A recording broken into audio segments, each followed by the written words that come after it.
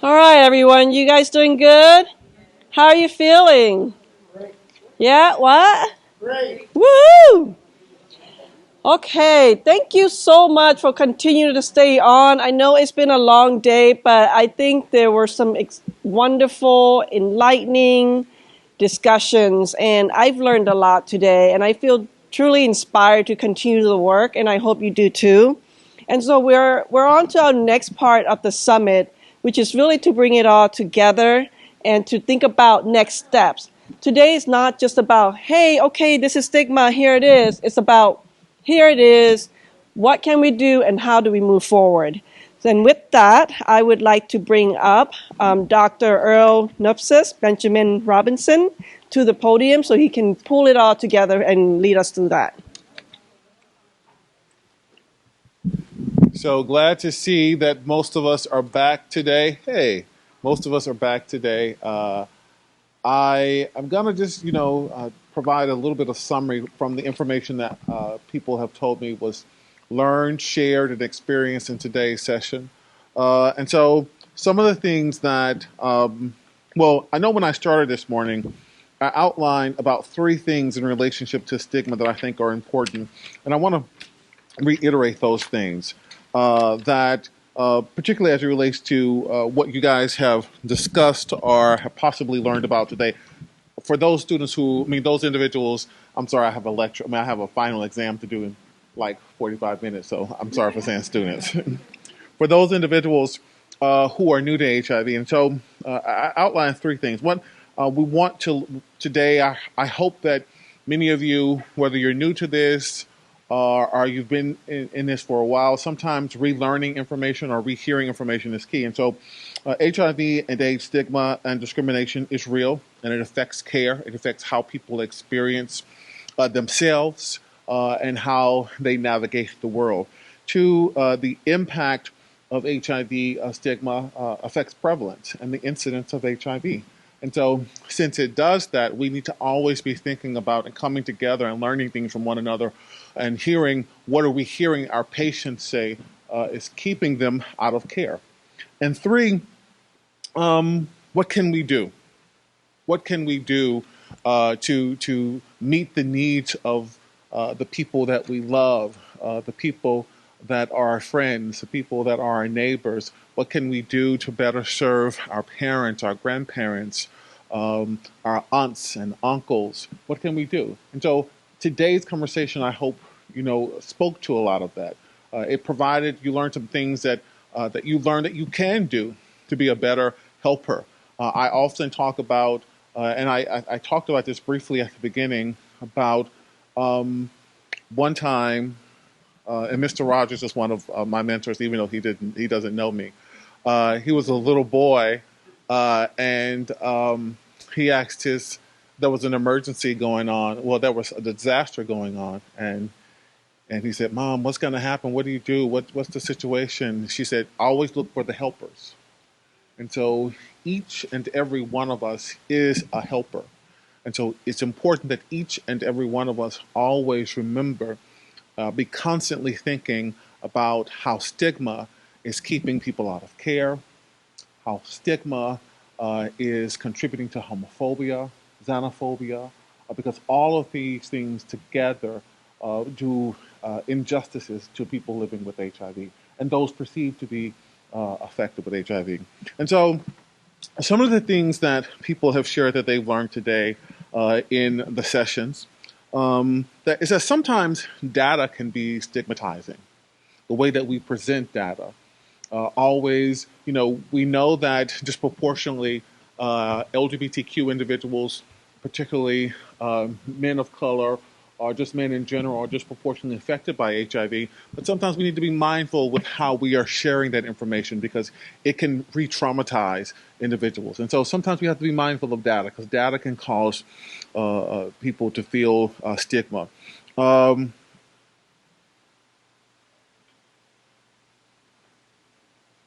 It's important that we continue to work to build people's capacity.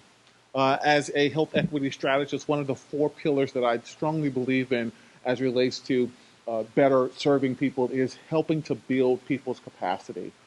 some of the stigma that people are going to experience day to day, year to year, there's only so much of it that we can help to reduce. We can help to reduce it inside our organizations. We can definitely do that. We can help to reduce it inside the health department, and whether it be the New Orleans Health Department or the Louisiana Department of Health. But outside in the real world, there's only so much that we can do. And so it's important that we work to build people's capacity to navigate those situations. It's important that we build their capacity to be empowered and emboldened to understand that I, as a person who is living with HIV, it's okay that I'm living with HIV. And I have a right to move in this world. It's important that we empower HIV positive people living with HIV to know that. And it's not going to happen overnight, but the work that we do by having these kind of sessions where we're having these open discussions, that helps to empower people. Another thing that came out of some of today's discussion is the importance of giving people opportunities. People living with HIV can be more than just people living with HIV, because HIV is only a part. Them living with HIV, it only represents a part of who they are. So there's a huge world that they live in, and so we probably need to be creating messages that speak to that. That being HIV positive only represents a small portion of a person's existence. They're still a father, a mother, an uncle.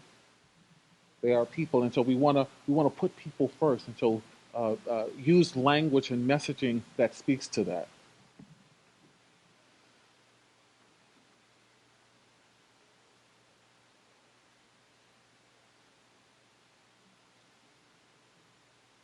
One of the things, and I heard this from, as I was getting feedback from individuals that kept bubbling up in sessions, is the importance of being aware of your own bias.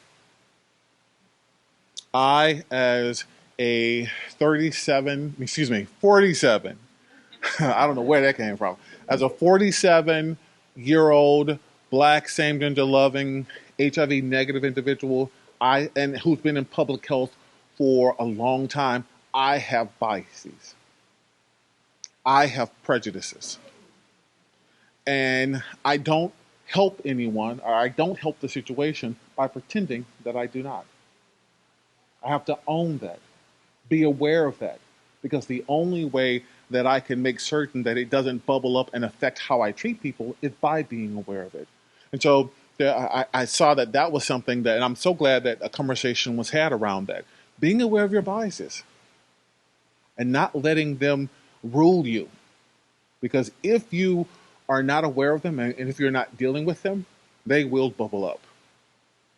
What mama taught you about Black people as a child, or grandma taught you about Black people as a child, if you haven't dealt with it, it will bubble up in how you interact with people, whether you know it or not.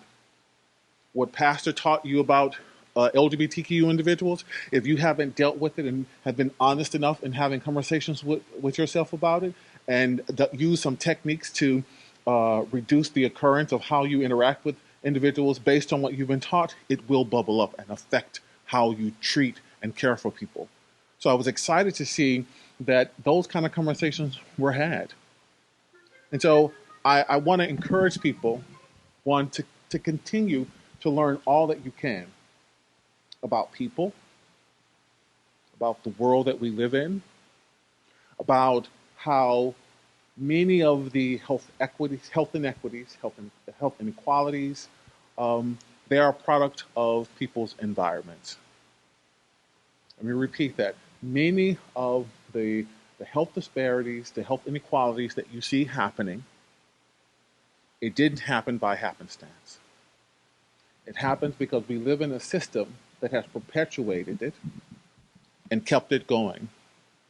And based on that system, as a result of that system, stigma and discrimination occurs. So the thing I want to ask you is, do you want to be a part of the solution or the problem? Because if you want to be a part of the solution, you're going to be paying attention to those social cues inside our society that say it's okay to treat poor people this way. Or it's okay, it's just normal, the fact that we have transgender Black and Latino women being murdered in the United States the way that they are being murdered. It's okay. That's supposed to happen. These things are not supposed to happen. They're not supposed to happen. And so use what you know to continue to change how you do your work and how you show up in the world and how you treat people. And do understand that we all have biases. That you have to own them, be aware of them, so that they don't allow you to show up as the helper that you want to be. Thank you guys so much for joining us today. If I don't have anything else to do, Chris or Vasna, is Evan? Oh!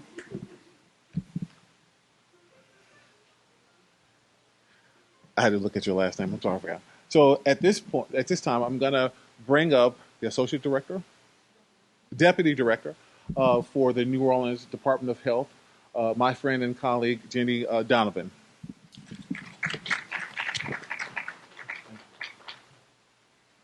Hey, everyone, and I know I stand between you and the weekend, so I'll be brief.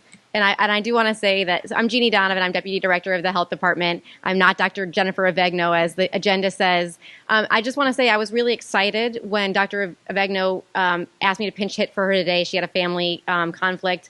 But then I almost reneged after I heard I was following Dr. Benjamin Robinson, because he is such a tough act to follow. I've learned so much from him in my time working with him. And I just want to say that thank you to our Ryan White team and the Devaney team for making today possible. It was really a seamless event. And I learned a lot today.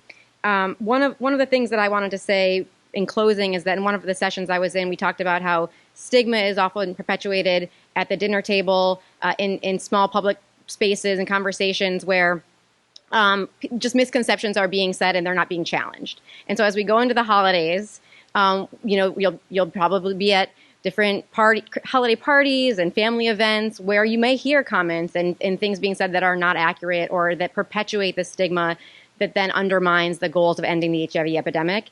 And so, like Noopsia said, be the helper you want to be and challenge yourself to speak up. And I know many of the people in this room are very outspoken, and so you have no issue with that. But if you're someone like me who sometimes, has a hard time challenging people in your family or people that are perceived to have power, I think it's upon us to do that. And today was a good reminder of that and gave us some of the tools and some of the messages and some of the urgency to make sure that we are being that voice in the room when there's nobody else to challenge the misconceptions or the stigma. And so I just want to say, again, thank you for being here. Thank you for spending the day, your Friday here. And I want to just give a plug. There's so much work to be done. That was evident after all of today's sessions. But it's important to engage in self-care. And so with that, I'll say, everyone sign up for tomorrow night's ball. It promises to be a really wonderful time, a chance to recharge, relax, and just enjoy each other and fun and return to the work on Monday. So with that, thank you, everyone. Watson, I don't know if you have any closing words or if we're done for the day. Nope. Just please continue to stay in touch with us. Fast Track Cities is the group where we address stigma elimination, and we'll be sending out emails about it. And other than that, bounce to zero, and hopefully we see you at the ball tomorrow. Take care, everyone.